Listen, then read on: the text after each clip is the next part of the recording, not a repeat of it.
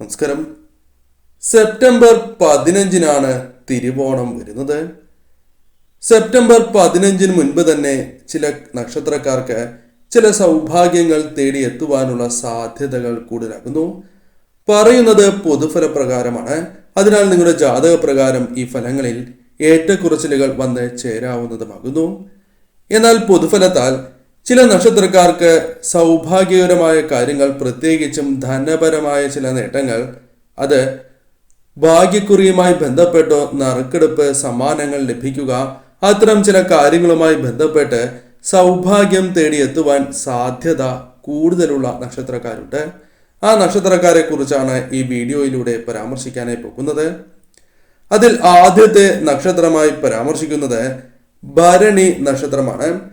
ഭരണി നക്ഷത്രക്കാരെ സംബന്ധിച്ചിടത്തോളം വളരെയധികം സൗഭാഗ്യകരമായ കാര്യങ്ങൾ ഓണത്തിന് മുൻപുള്ള ദിവസങ്ങളിൽ പ്രതീക്ഷിക്കുവാൻ സാധിക്കും എന്ന് നിസ്സംശയം പറയാം. പ്രധാനമായും ഇവർക്ക് ഭാഗ്യം വന്ന് ചേരാൻ പോകുന്നത് ജീവിതത്തിലേക്ക് നറുക്കെടുപ്പുമായി ബന്ധപ്പെട്ടും അല്ലെങ്കിൽ ഭാഗ്യക്കുറി മറ്റ് കാര്യങ്ങളുമായി ബന്ധപ്പെട്ട് ധനപരമായ നേട്ടങ്ങളാലാകുന്നു. അത്തരം കാര്യങ്ങൾ ഇവരുടെ ജീവിതത്തിൽ സംഭവിക്കാനുള്ള സാധ്യതകൾ വളരെ കൂടുതലാണ് എന്ന് പറയാം. അതിനാൽ ഈ നക്ഷത്രക്കാർക്ക് പ്രധാനമായും ധനപരമായ നേട്ടങ്ങൾ ഇത്തരം കാര്യങ്ങളുമായി ബന്ധപ്പെട്ട് വന്നു ചേരാം. അപ്രതീക്ഷിതമായ ധനഭാഗ്യം പോലും വന്നു ചേരാം.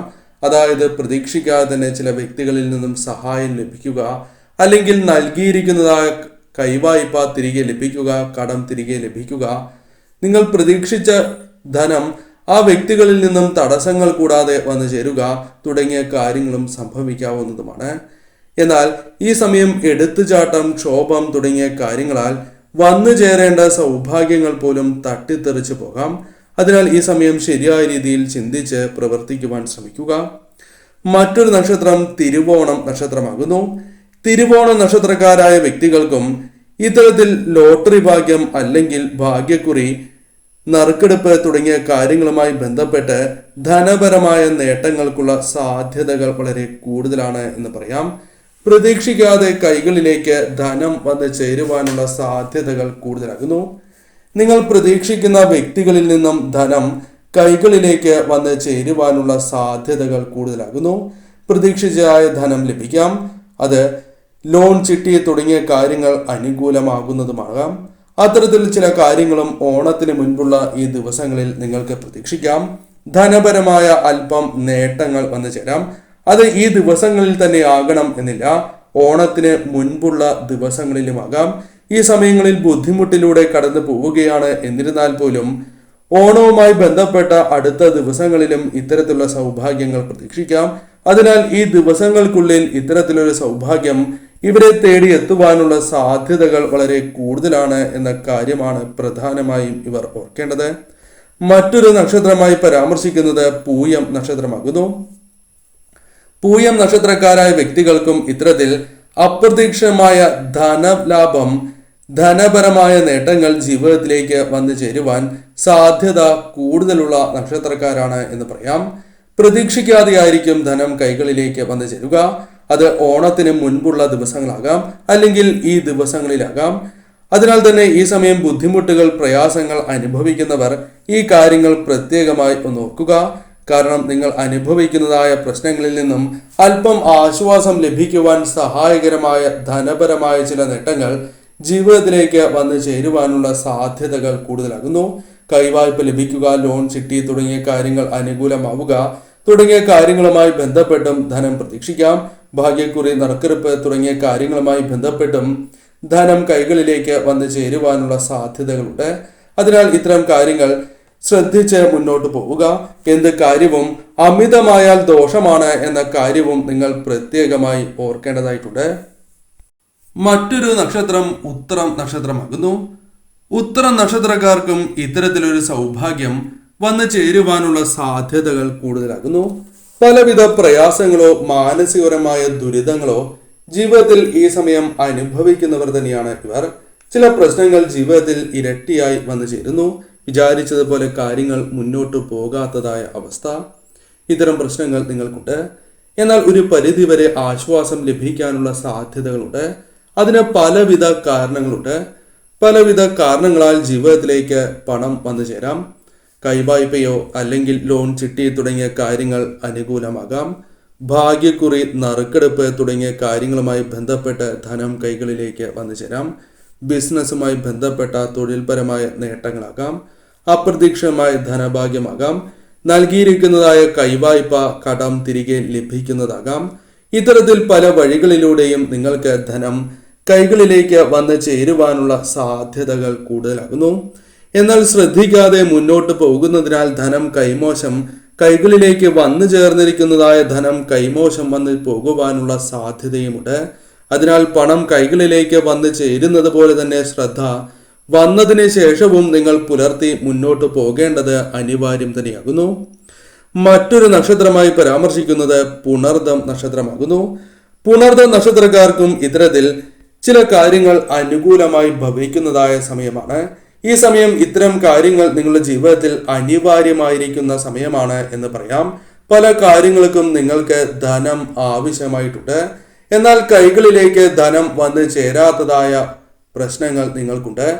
വന്നു ചേർന്നതുപോലെ തന്നെ ധനം നഷ്ടമാവുകയോ അല്ലെങ്കിൽ പലവിധ ചിലവുകൾ വന്നു ചേർന്ന് ധനം കൈകളിൽ നിൽക്കാത്തതായ അവസ്ഥ നിങ്ങൾക്കുണ്ട്. അതിൽ ചില മാറ്റങ്ങൾ വന്നു ചേരാം. അതായത് കൈകളിലേക്ക് ധനം വന്നു ചേരുവാനും പല ആവശ്യങ്ങൾ നിവർത്തിക്കുവാനുള്ള സാധ്യതകൾ കൂടുതലാകുന്നു. ഓണത്തിന് മുൻപുള്ള ഈ ദിവസങ്ങളിൽ ഇത്തരം കാര്യങ്ങൾ പ്രതീക്ഷിക്കാം. അത് ഒരു പക്ഷേ ഓണത്തിന് മുൻപുള്ള ദിവസങ്ങളാകാം. അതിനാൽ അല്പം കൂടി നിങ്ങൾ കാത്തിരിക്കേണ്ടതായും വരാം. എന്നാൽ ഈ സമയങ്ങളിലും പ്രതീക്ഷിക്കാം. അതിനാൽ തന്നെ ഈ സമയം ശ്രദ്ധയോടെ മുന്നോട്ട് പോകുന്നതിലൂടെ നിങ്ങൾക്ക് പലവിധ ധനപരമായ നേട്ടങ്ങൾ വന്നു ചേരാം. ബിസിനസ് പരമായ കാര്യങ്ങൾ അനുകൂലമാകാം. തൊഴിൽപരമായ ചില നേട്ടങ്ങൾ പ്രതീക്ഷിക്കാം. നൽകിയിരിക്കുന്നതായ പണം തിരികെ ലഭിക്കാം. ലോൺ, ചിട്ടി തുടങ്ങിയ കാര്യങ്ങൾ നിങ്ങൾക്ക് അനുകൂലമാകാം. അത്തരത്തിൽ പല വഴികളിലൂടെയും ധനം വന്നു ചേരാം. ഭാഗ്യക്കുറി ലഭിക്കാനുള്ള സാധ്യതകളുണ്ട്. അതേപോലെ തന്നെ നറുക്കെടുപ്പ്, പലവിധ നറുക്കെടുപ്പുകളിലൂടെ സമ്മാനങ്ങൾ ലഭിക്കാനുള്ള സാധ്യതകളും നിങ്ങൾക്ക് കൂടുതലാകുന്നു. അത്തരത്തിൽ പല വഴികളിലൂടെയും ധനം നിങ്ങളുടെ ജീവിതത്തിലേക്ക് വന്നു ചേരാം.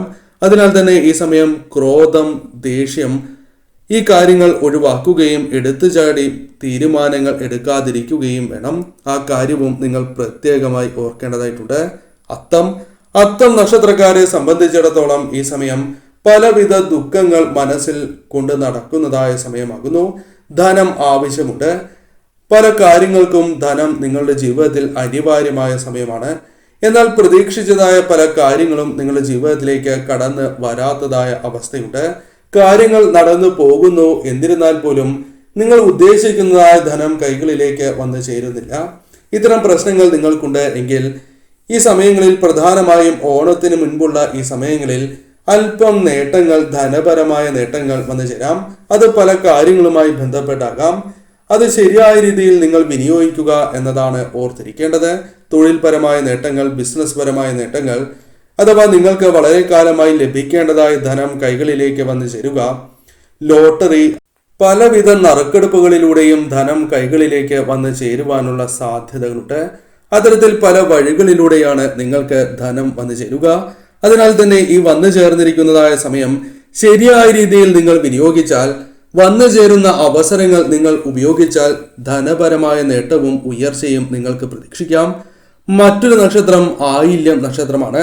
ആയില്യം നക്ഷത്രക്കാർക്ക് പലവിധ ദുഃഖങ്ങൾ മനസ്സിലുണ്ട്.